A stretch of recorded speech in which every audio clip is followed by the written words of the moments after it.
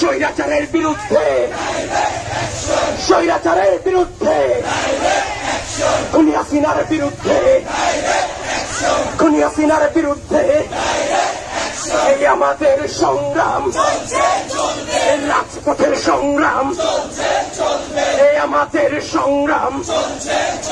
স্বৈরাচার নিপাত যাক, গণতন্ত্র মুক্তি পাক, স্বৈরাচার নিপাত যাক।